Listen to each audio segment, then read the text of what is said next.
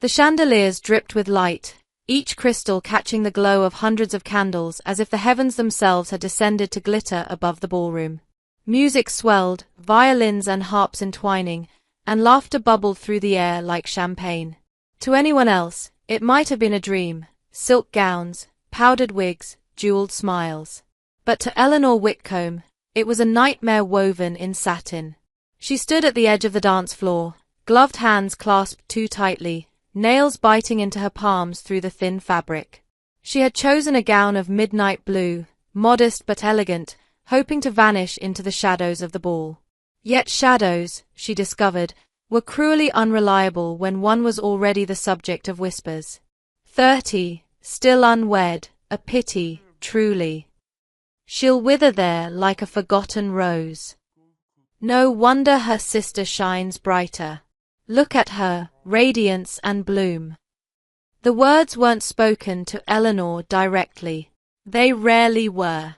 They floated just loud enough to be overheard, sharpened by laughter, poisoned by pity.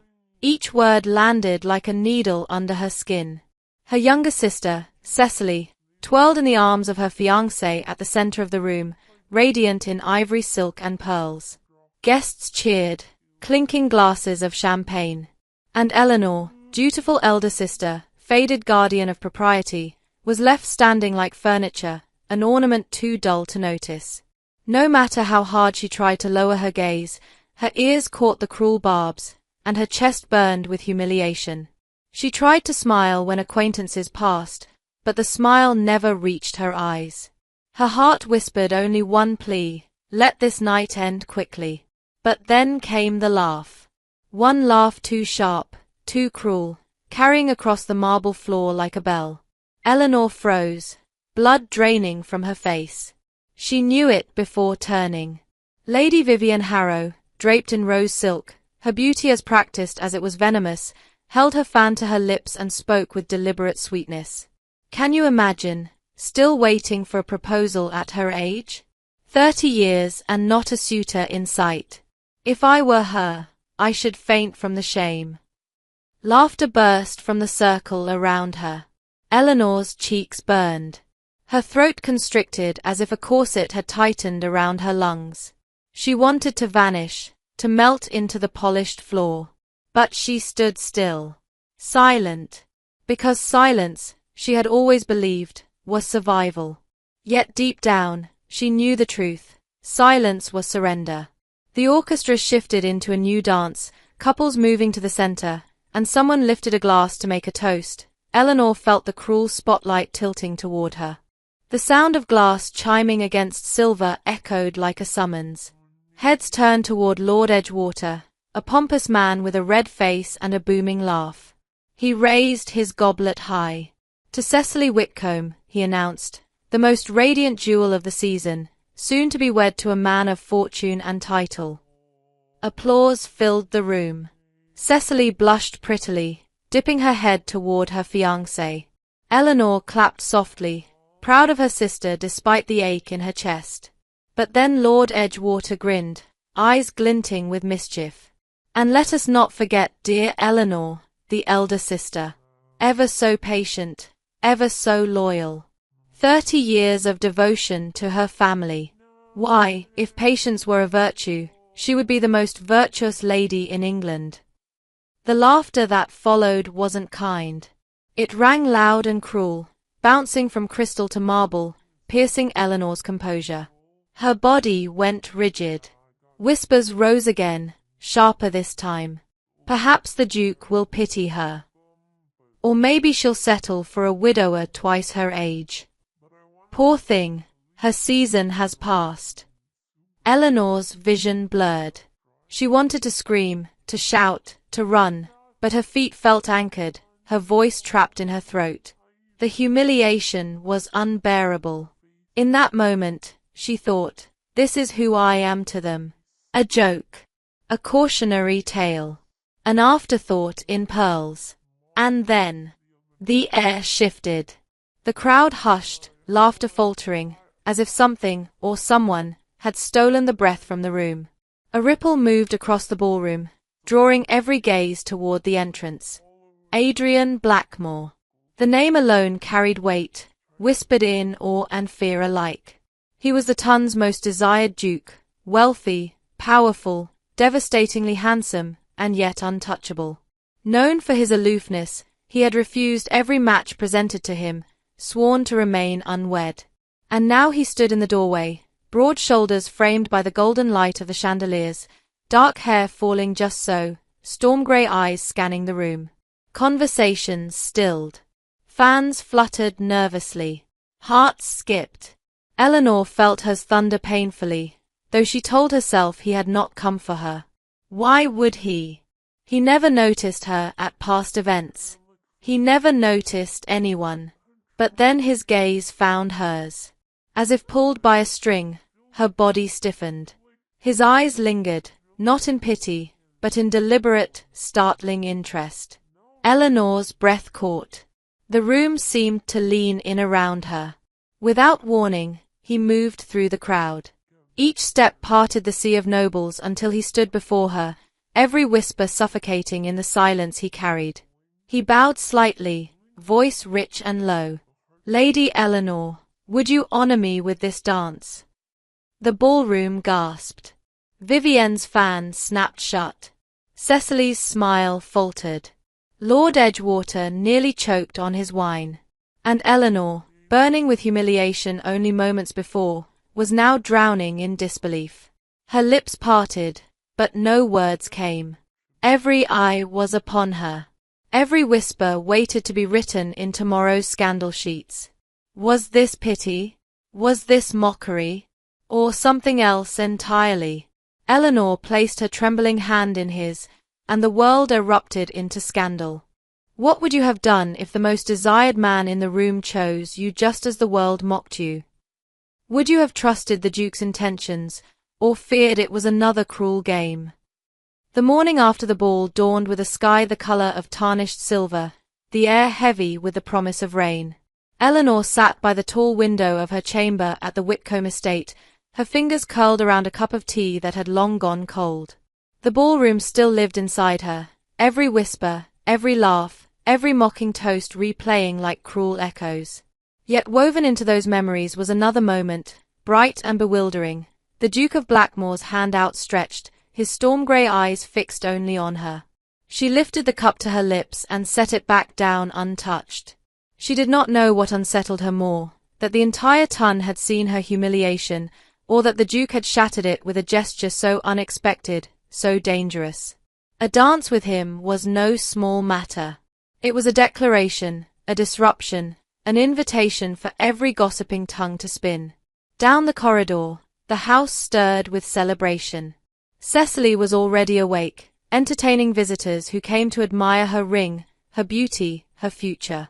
Their laughter drifted upward, light and easy, in sharp contrast to Eleanor's silence.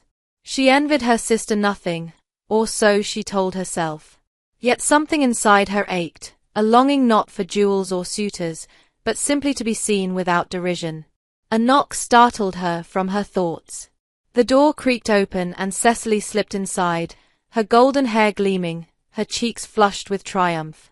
"You should have heard them this morning," she said, eyes dancing. "All anyone can speak of is you." Eleanor's stomach tightened. "Me?" "Yes, you and the Duke. Imagine. Blackmore himself asking you to dance. I thought Lady Vivienne might faint dead away." Cecily laughed, a sound that always rang like silver bells, though now it carried a sharpness Eleanor could not ignore. "You have stolen my thunder, dearest. But I forgive you. After all, what scandal could possibly come of it? He shall never marry. Everyone knows that." Eleanor forced a small smile. "Then let them talk. By tomorrow, they will find another object of interest." Cecily moved to the mirror, admiring her reflection with a self-satisfied sigh.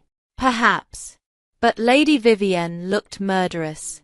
"I almost pity you, Ellie. She does not forgive easily." The warning lingered after Cecily left.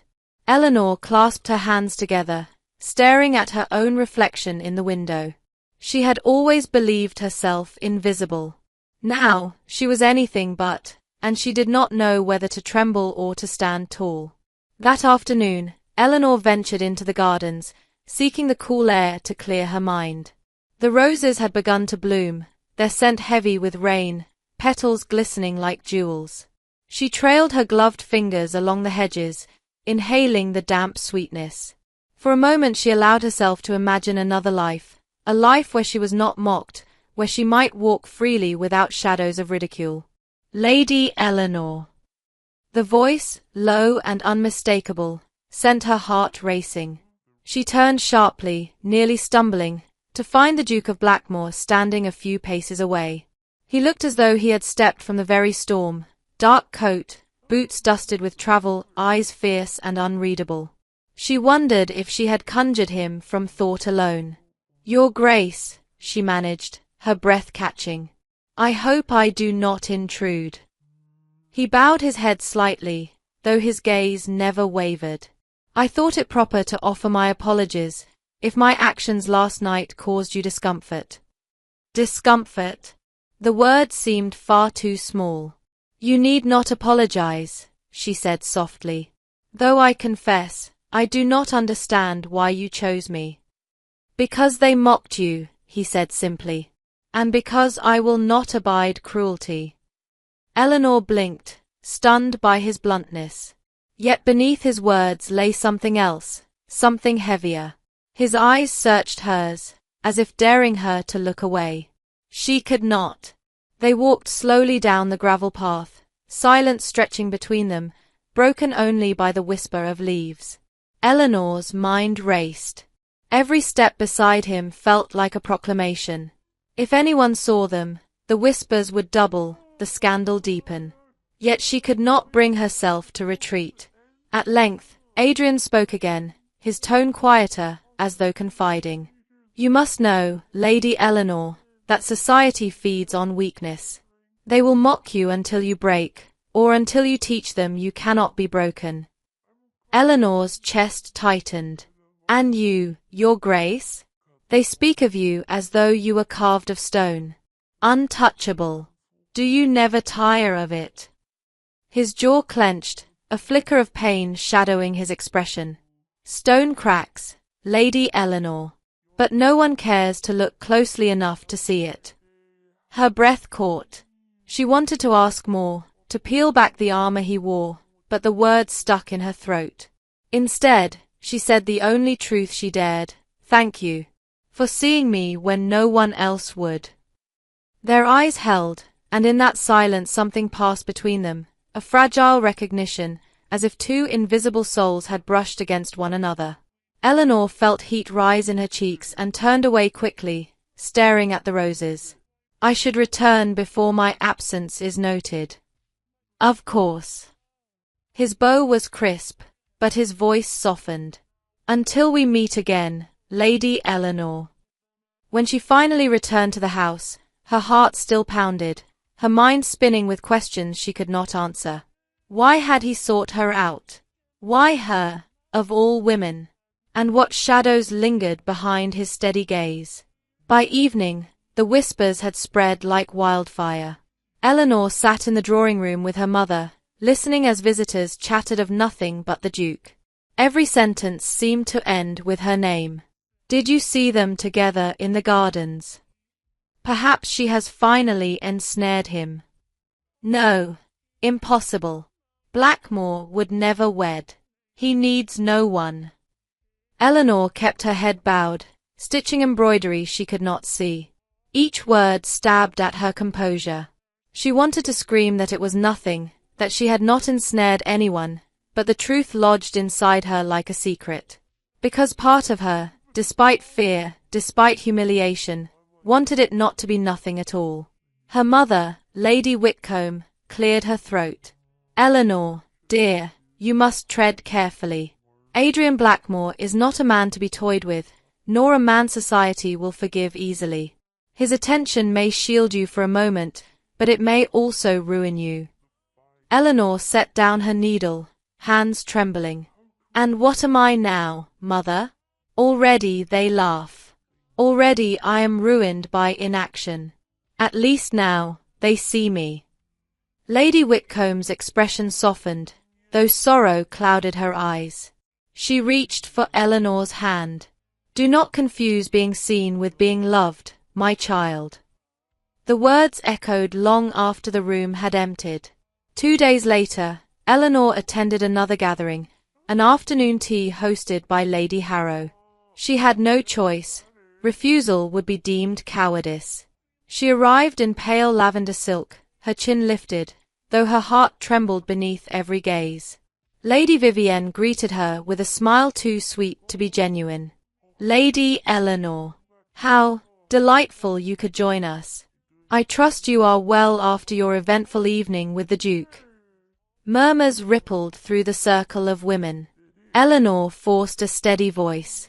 Quite well, thank you. Vivienne's eyes glittered with malice. How fascinating that he should notice you at last. Some might call it destiny. Others, pity.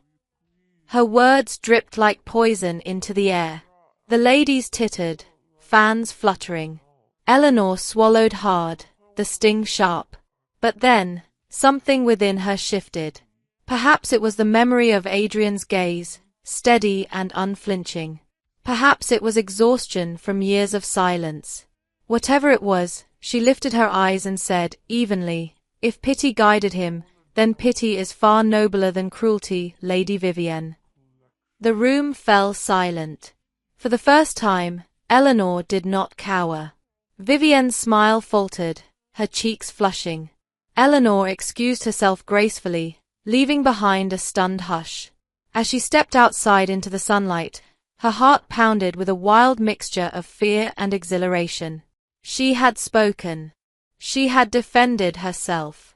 And though whispers would continue, she felt something unfamiliar, power.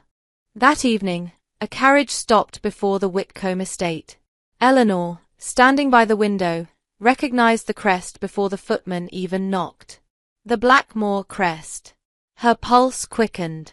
The butler ushered the Duke into the drawing-room, where Eleanor sat waiting, her hands cold despite the fire crackling in the hearth. He bowed, formal as ever, but his eyes betrayed urgency. Lady Eleanor, he said, I hope you forgive the impropriety of my visit. I wish to see you, to ask if you suffered on account of Lady Harrow's cruelty. Eleanor's lips parted. How did you? I hear more than most expect. His mouth curved faintly, though the smile did not reach his eyes. And I will not allow you to stand alone against vipers. Her chest ached with conflicting emotions, fear, longing, disbelief. Why me, your grace? Why involve yourself in my humiliation? He hesitated, and for a heartbeat she saw vulnerability crack through the stone. Because you remind me that even the strongest walls can hide fractures. And perhaps, because I see in you a courage you do not yet see in yourself. The silence stretched, charged, fragile. Eleanor's throat tightened. She wanted to deny it, to insist he was mistaken. Yet deep down, something whispered that he was right. Before she could speak, a knock at the door startled them both. A servant entered, delivering a sealed envelope. Adrian's jaw tightened as he accepted it. His eyes darkened as he broke the wax.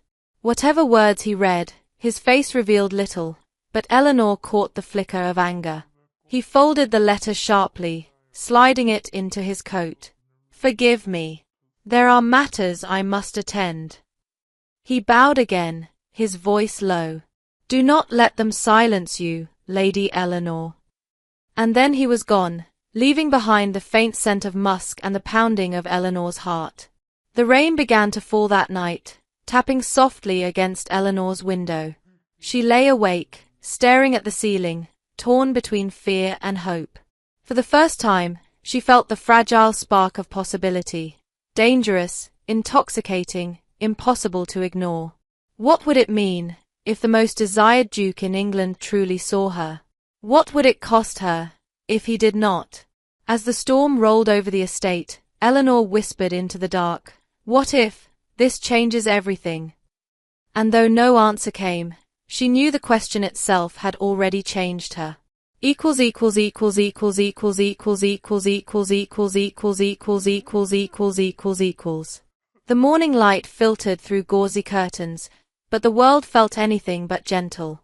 Eleanor awoke to the sound of voices downstairs, hushed, urgent, the kind that made one's heart stumble. She pulled on a robe, smoothed her hair, and descended the staircase, every step echoing through the Whitcomb estate like a drumbeat of dread. In the drawing room, her mother and Cecily sat stiffly, their faces pale.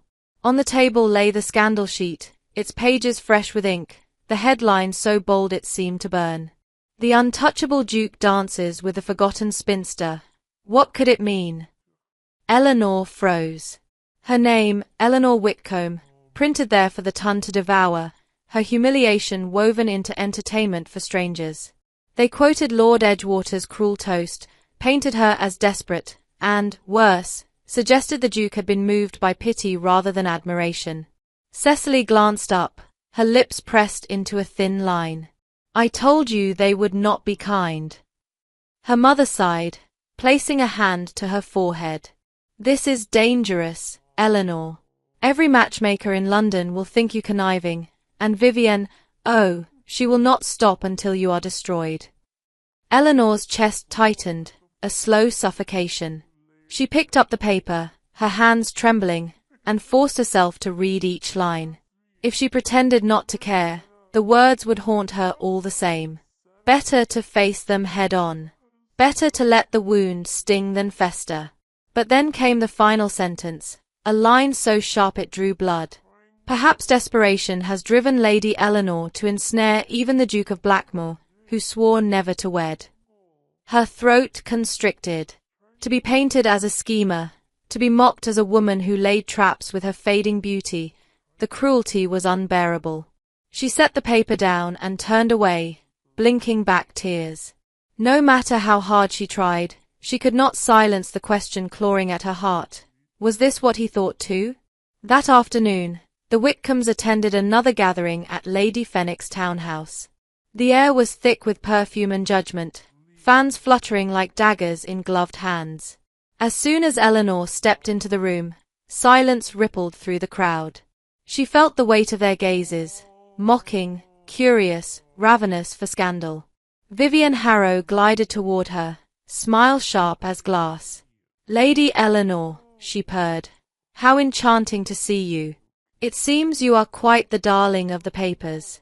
What fortune you have, to be noticed at last. Eleanor steadied herself, meeting Vivienne's gaze. Fortune does not always bring peace, Lady Vivienne. Sometimes it brings wolves to the door. Vivienne's eyes narrowed, but before she could respond, another voice cut through the air, low, steady, commanding. Lady Eleanor. The crowd parted as Adrian Blackmore approached, every inch of him the Duke, tall, severe, untouchable. He bowed over her hand, his lips brushing her glove, and for the first time Eleanor saw a flicker of warmth in his storm-grey eyes. Gasps rippled through the gathering. Vivienne's smile froze. Cecily clutched her fiancé's arm in shock, and Eleanor's heart pounded so hard she feared it might shatter the silence. Adrian's gaze lingered on her, unyielding. Might I have a word? The room spun. Every ear strained to catch her reply. With trembling composure, she nodded. Of course, Your Grace. They walked through the side doors into Lady Fenwick's conservatory, the air heavy with jasmine and damp earth. Sunlight spilled through glass panes, glinting off Adrian's profile. Eleanor kept her eyes lowered, fighting the heat in her cheeks. He stopped, turning to face her fully. You've seen the papers. It wasn't a question.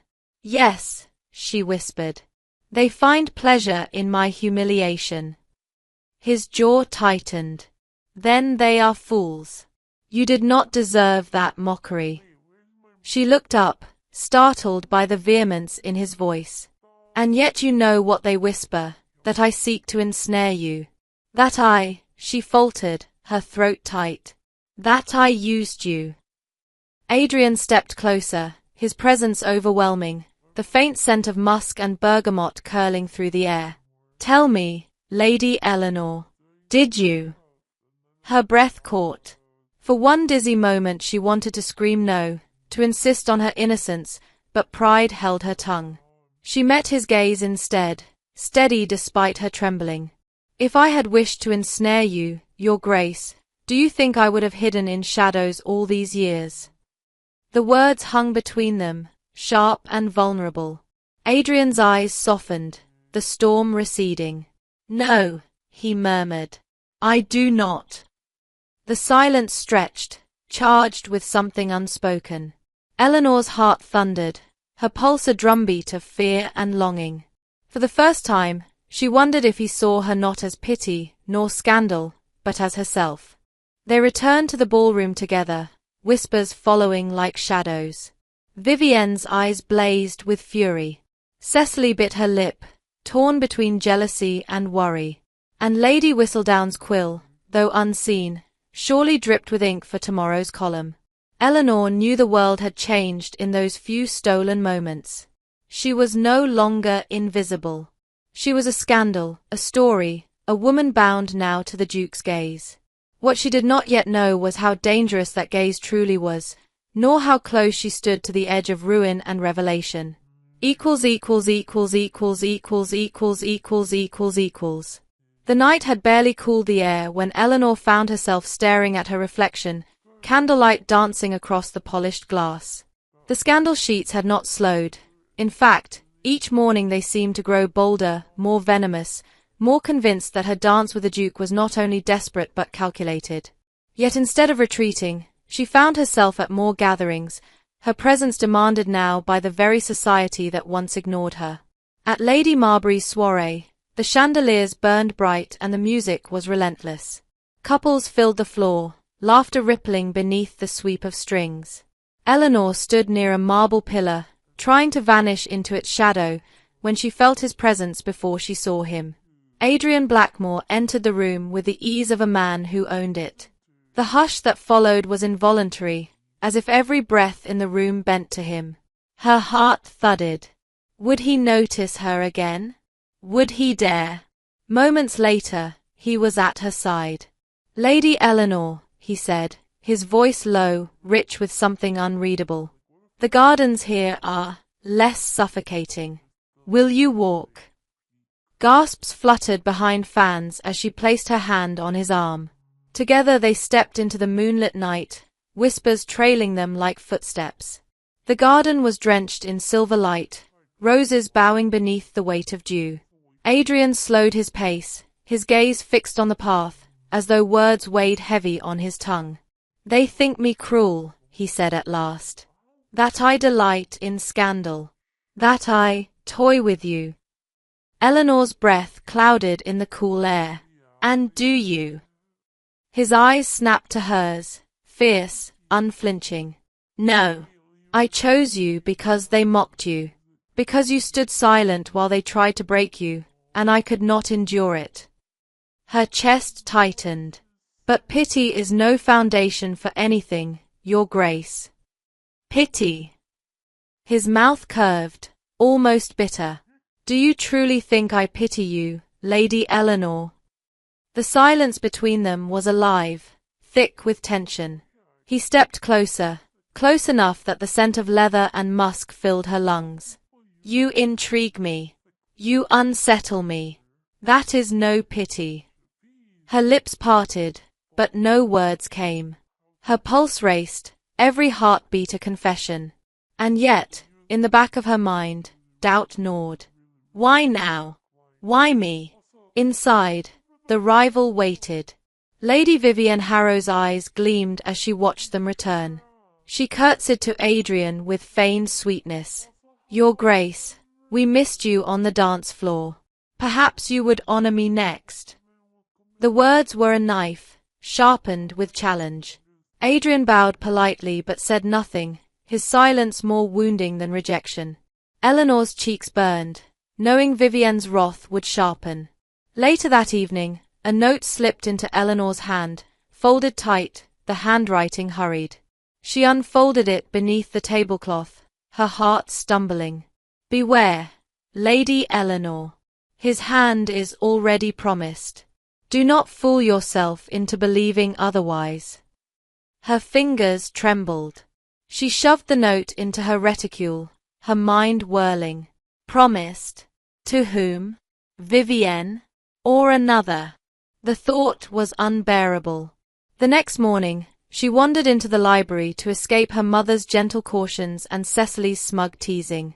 Books lined the walls, their spines worn, their scents of leather and ink soothing. She trailed her fingers along the shelves, seeking calm. Adrian appeared in the doorway. He moved with that same storm-born presence, and the room seemed smaller with him in it.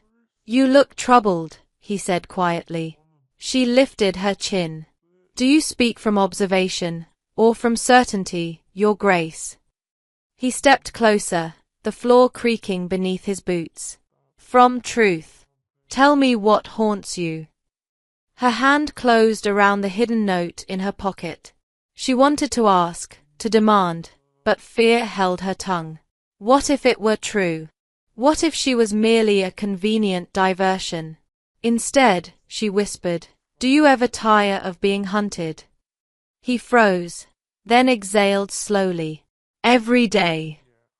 Their eyes met, and in that moment, something unspoken tethered them, a shared exhaustion, a shared defiance.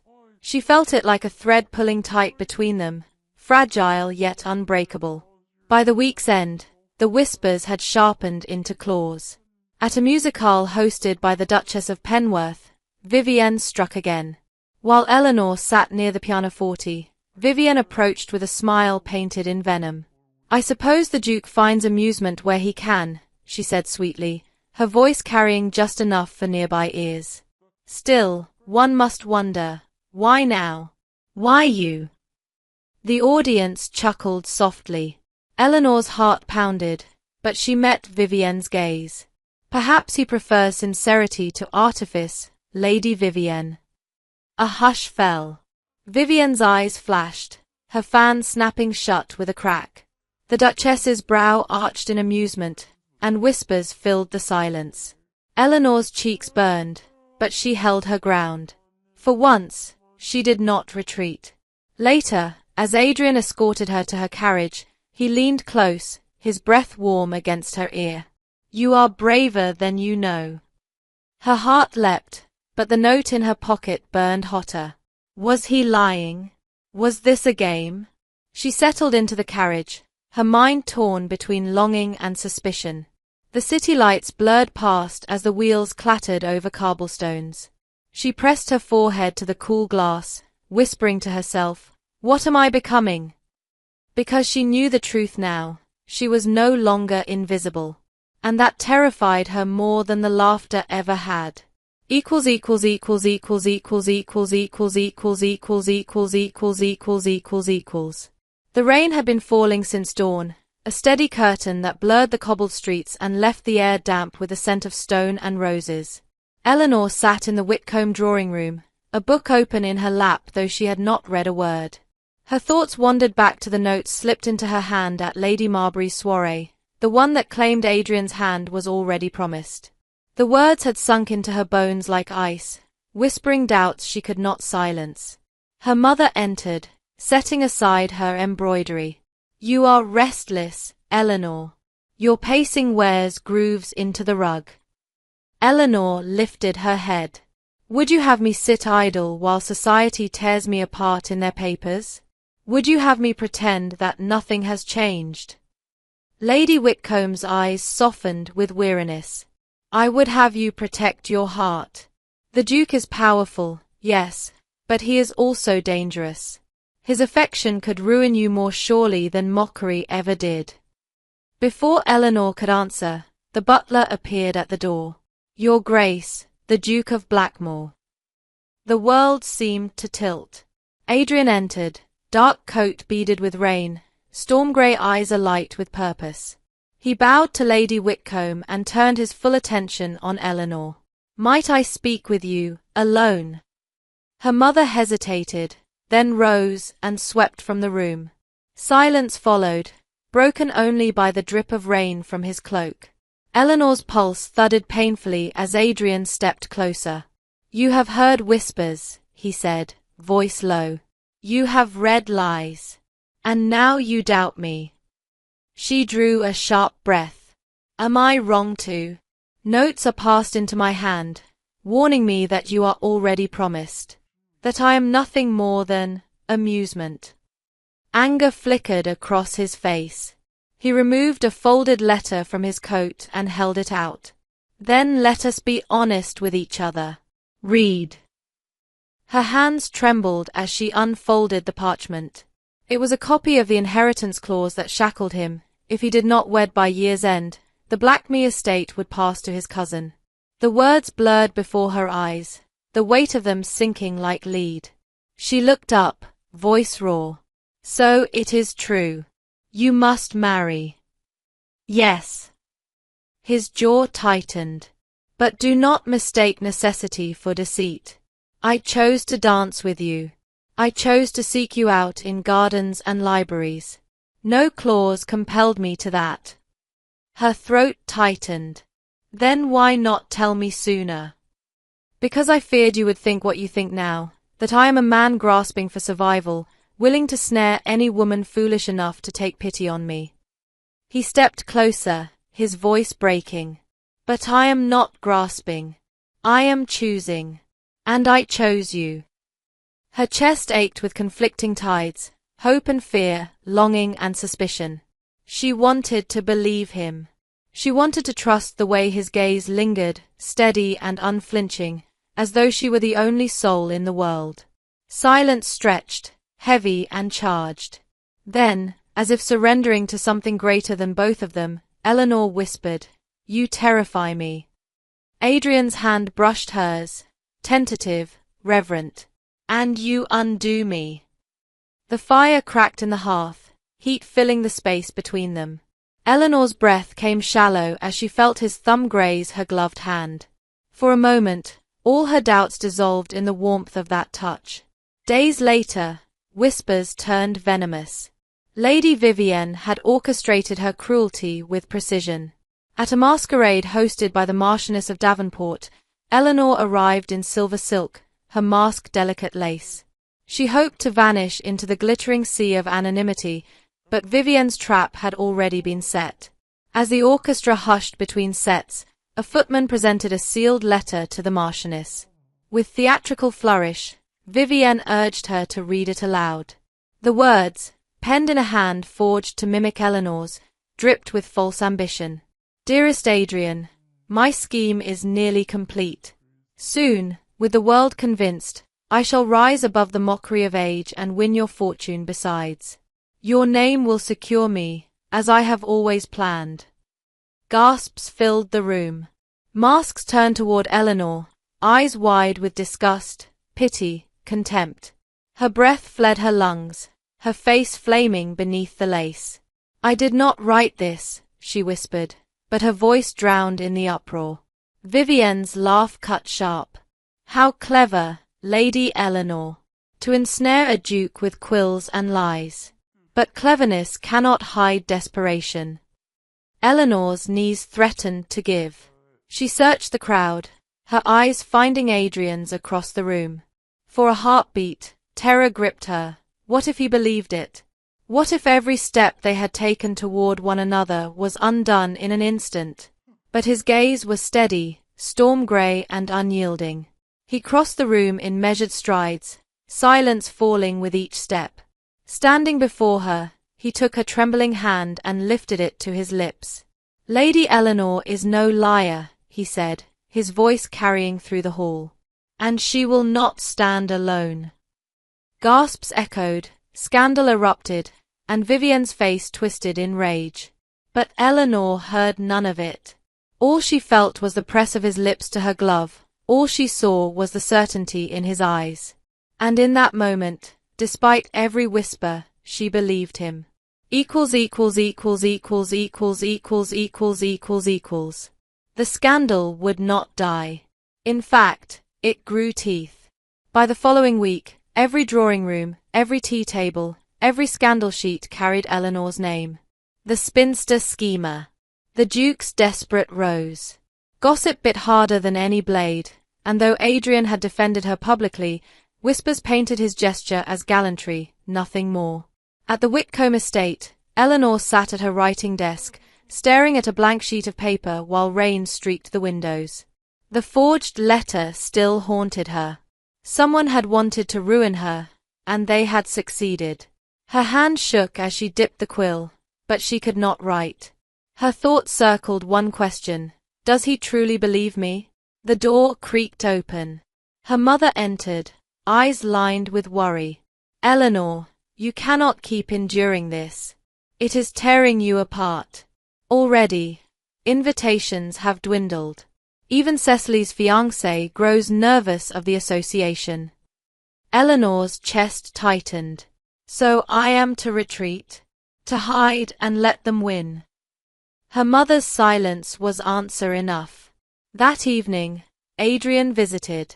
His expression was storm-dark, his coat still damp from the rain. When Eleanor entered the drawing room, his eyes searched hers, and she saw something she had not seen before: hesitation. Your Grace, she said softly. Eleanor. His voice was low, careful. He moved toward the hearth, staring into the fire as though it held answers. The city devours us. Each day the lies grow louder. My cousin whispers in Parliament that I have been duped. My estate's council begins to question my judgment. Every step I take toward you feels like another step toward ruin. The words pierced. Eleanor's breath caught. Then you regret it, dancing with me, defending me. His head snapped up, eyes burning. No, I regret nothing. But I cannot deny the noose tightening around us, and I cannot allow you to be crushed beneath it. She swallowed hard, her hands trembling. Do you mean to walk away? Silence. The crackle of the fire. The storm beyond the windows. Finally, he said, perhaps it is better. The air left her lungs as though she had been struck. She forced her chin high, though tears stung her eyes. Better for whom? For your estate? For your name? Or for your heart, which you guard as though it were already buried? His face hardened. You think me cold. But I have known betrayal, Eleanor. I watched the woman I once trusted choose gold over love, security over faith.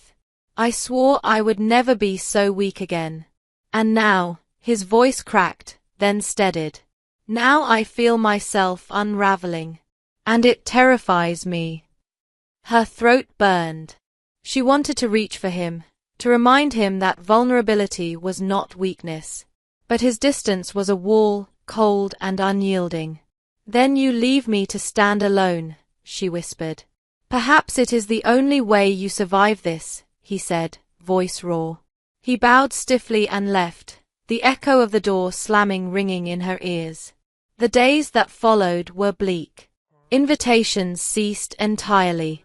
Even Cecily, radiant and adored, avoided Eleanor in public. The Whitcomb name became a stain, whispered of with disdain. Eleanor confined herself to her chamber, wandering only the garden paths when no one could see. One evening, she sat by the window, moonlight spilling across her lap, when a servant entered with a folded paper.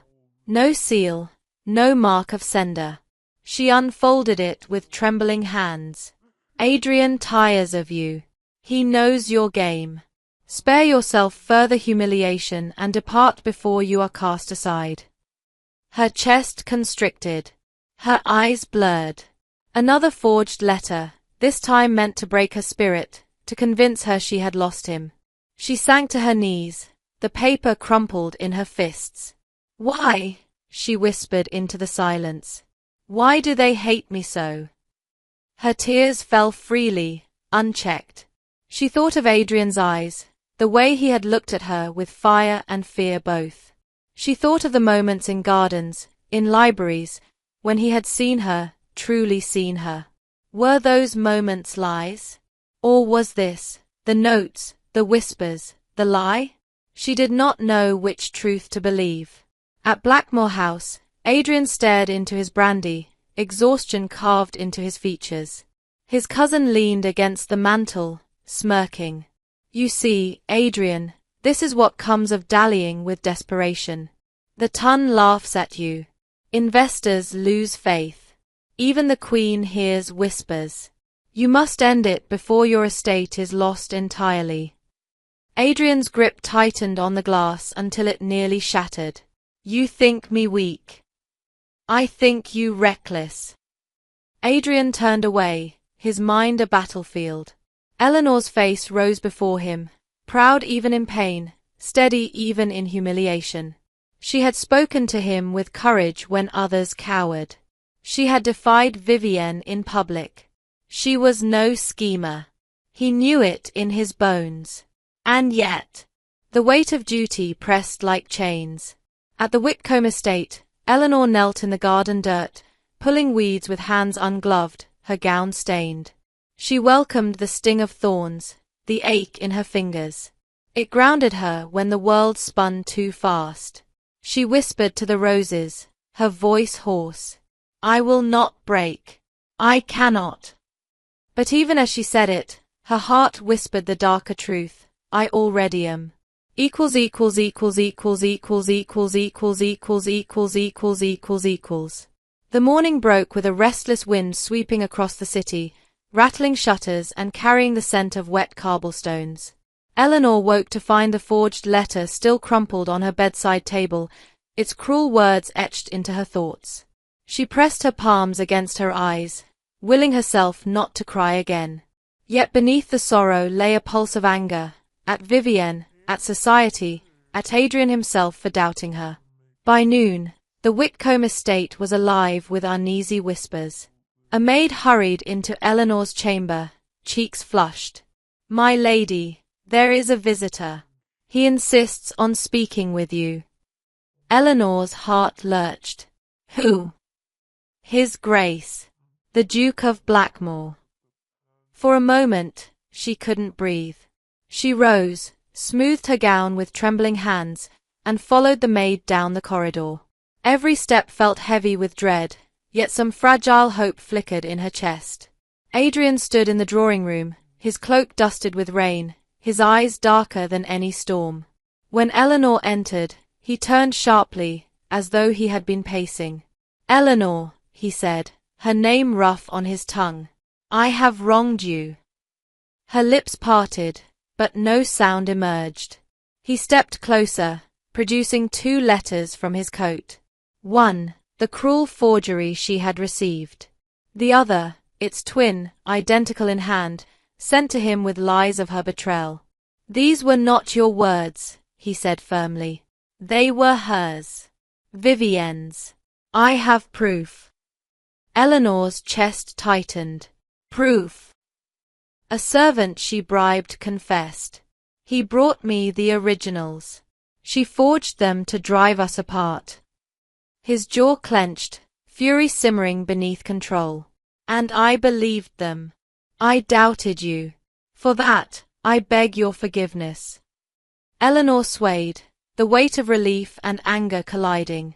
So all this time, I suffered under her cruelty while you, she broke off, her voice trembling. You left me to face it alone. Adrian flinched as though struck. He moved closer, lowering his voice. I was a coward. I let my fear of betrayal blind me to the truth I knew in my bones, that you would never deceive me. And losing you these past days has shown me what I cannot live without. Her heart thundered. She wanted to resist, to hold on to her anger, but his eyes burned with such raw sincerity it stole her breath. Eleanor, he whispered, I love you. Not for duty, not for necessity. You are the only woman who has ever defied them all and still stood tall. I cannot undo my mistakes, but I will stand by you now, no matter the cost. Tears blurred her vision. She turned away, pressing her hand to her mouth, her chest aching with too many emotions at once. Do you know what they will do if you choose me? The ridicule, the ruin. He closed the distance, gently taking her hand. Let them. They will not silence me, and they will not silence you. Together, we are stronger. She met his gaze, and in his storm-grey eyes she saw not pity, not obligation, but truth. For the first time, she let herself believe it. Then we fight, she whispered. Together, he vowed. That night, Eleanor found herself in the library with him once more, candlelight flickering across shelves of leather-bound volumes. He spread maps and documents across the table, his estate papers marked with notes. You said you have skill in household management, Adrian said, glancing at her. Then I ask your counsel. The land, the tenants, the debts, they require strategy one alone cannot master. But you, his voice softened. You see details others miss. You see people, Eleanor. She stared at the papers, then at him. For so long she had been dismissed, overlooked, invisible. And now, the most powerful man she had ever known was inviting her to stand as his equal. Her hand trembled as she picked up a ledger, scanning the columns. Your steward neglects repairs on the western farms.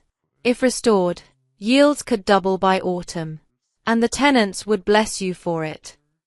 A smile touched Adrian's lips, small, fleeting, but real. You are remarkable. Her cheeks warmed. No, I am merely useful. He reached across the table, brushing her fingers with his. No, Eleanor. You are indispensable.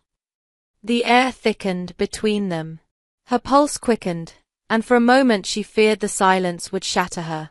His thumb lingered against her skin, his eyes searching hers with unguarded intensity. Her breath caught. Adrian. He leaned closer, his voice rough. Say you believe me now. Say you will not doubt again. Her throat tightened. I want to, but my heart is still raw. Then let me heal it, he whispered. The words hung between them, fragile, dangerous, filled with promise. By the week's end, the plan was set. They would confront Vivienne at the Queen's banquet, exposing her lies before the highest circle of society. Eleanor's nerves twisted at the thought, but Adrian's hand steadying hers lent courage she had never known she possessed. On the eve of the banquet, as the moon rose over the Whitcomb Gardens, Eleanor stood with Adrian beneath the roses heavy with dew. You asked me once why I chose you, he said quietly. It was not pity. It was because, in that moment, when the world laughed at you, I saw strength greater than any jewel in that room. You did not bow. You did not break. And I knew, I could not look away again. Her heart broke open, tears slipping silently down her cheeks. And you, the untouchable Duke, will you truly risk it all? He cupped her face gently, his thumb brushing away a tear. For you, Eleanor, I would risk everything. She closed her eyes, leaning into his touch, and for the first time in weeks, hope bloomed fierce within her chest. Equals equals equals equals equals equals equals equals equals equals equals. The Queen's banquet glittered brighter than any gathering of the season. Gold chandeliers spilled light like liquid across the marble, and courtiers shimmered in silks and jewels, their eyes sharp as blades behind the smiles. Eleanor entered on Adrian's arm, every whisper in the room sharpening into scandal. The spinster. The schemer. Daring to walk beside him here. Eleanor's heart pounded beneath her gown of deep sapphire, her gloves damp with nerves. Yet Adrian's hand was steady on hers, his presence commanding the space like thunder. He leaned close, his voice low enough for her alone. Remember, you do not walk into this room alone. Not tonight. She drew a breath, lifting her chin. At the far end of the hall, Lady Vivienne Harrow gleamed in ivory silk, her smile wicked, her fan snapping open like a blade. She had spread enough lies to drown Eleanor, and now she prepared to deliver the final blow. When the orchestra paused, Vivienne stepped forward with a folded letter. Your Majesty, she said sweetly, curtsying to the Queen, I regret to disturb your celebration, but truth demands its voice. Lady Eleanor Whitcomb has deceived us all. I hold here her own words, confessing her plot to ensnare his grace for his fortune. Gasps echoed. The Queen's brow arched, eyes narrowing on Eleanor. Eleanor's knees trembled, but Adrian's voice cut across the hall. Enough. He strode forward, taking the letter from Vivienne's hand. He unfolded it with deliberate calm, the silence in the room suffocating. Then he turned, holding it high. This letter is a forgery, and I can prove it.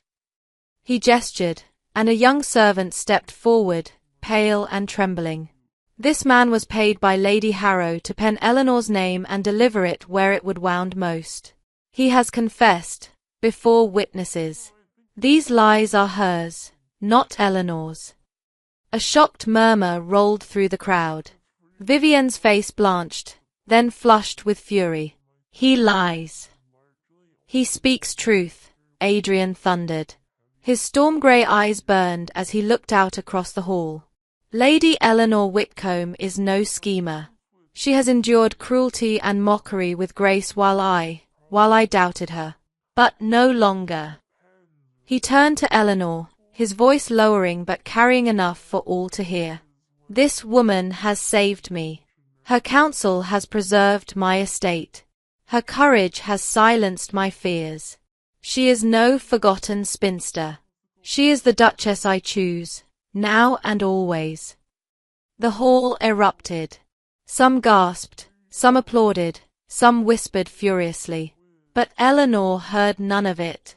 Her breath caught as Adrian sank to one knee before the Queen, his hand still clasping hers. Your Majesty, with your blessing, I claim Lady Eleanor as my wife. The Queen studied them both, her gaze sharp. Then slowly, she nodded. Rise, Duke of Blackmore. Let your truth stand against the whispers, and let her rise with you. Adrian rose, lifting Eleanor with him. His eyes held hers, steady, fierce, tender. Eleanor, will you? Her heart swelled, tears shimmering. Yes, she whispered. 1,000 times yes. Applause broke out, mingled with scandalous whispers, but Adrian silenced it all by pressing his lips to her gloved hand. The world blurred, the room spinning with shock and awe, but all Eleanor felt was the truth of his touch. For the first time, she was no longer mocked, no longer invisible. She was chosen. And as Lady Whistledown's quill scratched feverishly in some hidden corner, Eleanor knew tomorrow's scandal sheet would crown them the most shocking and the most romantic couple of the season. Equals equals equals equals equals equals equals equals equals equals equals equals. The morning after the Queen's banquet dawned soft and golden, sunlight spilling through the Whitcomb estate's windows as if the heavens themselves wished to bless her. For once, Eleanor did not dread opening her eyes. The echo of last night lived fresh in her heart, the Duke kneeling before the Queen, his voice steady as he claimed her above every whisper, every lie. She sat at her dressing table, hair tumbling loose about her shoulders, when Cecily burst into the chamber, cheeks flushed. Eleanor! It is everywhere. Every column, every paper, they write of nothing else. You are the story of the season. Eleanor braced herself, expecting cruelty. But Cecily snatched up a copy of Lady Whistledown's scandal sheet and thrust it into her hands. Eleanor read the bold headline, her heart stumbling. The spinster no more, the Duke's choice of courage over cruelty. Her breath caught. Instead of mockery, the lines beneath painted her as a heroine who had endured ridicule with dignity, a woman who had captured the heart of the untouchable Duke through resilience rather than scheming. For the first time in her life, she was not invisible. She was admired. Tears stung her eyes. I never thought I would see the day. Cecily clasped her hand, her own smile wavering with something like shame. I am sorry for the ways I overlooked you, Ellie. You were always more than they said. More than I ever gave you credit for. Eleanor drew her sister into an embrace, her heart lighter than it had been in years. Later that afternoon, Adrian arrived at the estate, no longer in the shadows of secrecy but in the full blaze of day. He entered the drawing room where Eleanor waited, his storm-grey eyes softening the moment they found hers. "Eleanor," he said simply, as though her name alone steadied him. She rose, nerves fluttering, but his hand reached for hers with unshakable certainty. "The Queen has blessed our union. The papers may shout, the world may argue, but none of it matters if you say the word." He paused, his voice low and rough. "Marry me. Not because my estate needs saving. Not because the ton demands it. But because you are the only woman who has ever seen the man behind the title." Her breath trembled. "And you, Adrian, are the only man who ever saw me at all." Their hands entwined. He bent his forehead to hers, and in the quiet of that moment, all the cruelty and mockery of the past dissolved like smoke. "Yes," she whispered. "Yes, I will be your wife." His lips brushed hers, gentle, reverent, sealing the vow neither crown nor scandal could undo. Weeks later, Eleanor stood in the gardens of Blackmore, now Duchess, the air sweet with roses and the promise of spring. Children of the tenants laughed beyond the hedges, their voices bright. The estate thrived, no longer burdened, her counsel and Adrian's strength entwined in stewardship as surely as in love. She walked arm in arm with him along the gravel path, their steps in rhythm. The world had not stopped whispering, they doubted, they speculated, but it no longer mattered. For every whisper, there was his hand holding hers, his gaze steady, his love unyielding. As they paused beneath a blooming rose arch, Eleanor lifted her face to the sky. She thought of that night at her sister's ball, when she had been nothing more than the subject of cruel laughter. How strange, how miraculous, that humiliation had become the beginning of everything. Adrian's arm circled her waist, drawing her close. "What do you see?" he asked. She smiled through quiet tears. "The life I never believed I could have." "And what is that?" She leaned into him, her voice steady. "To be loved, completely." He kissed her then, under the roses, with the certainty of a man who had fought through pride, fear, and scandal to find the one woman who could undo him. And Eleanor knew, with every beat of her heart, that love had not only transformed her fate, it had saved them both. Would you have trusted the Duke's love, knowing his survival depended on marriage? Do you believe love can truly transform shame into triumph?